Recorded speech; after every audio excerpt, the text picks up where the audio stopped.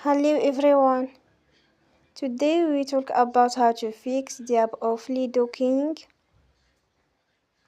We will go to settings.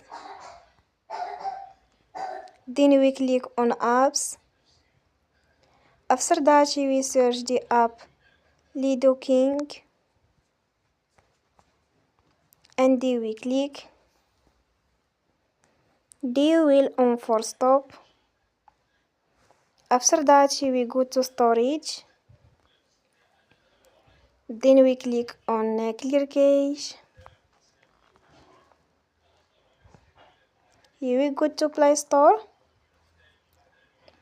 And they will update you app. Don't forget to support us by like and subscribe.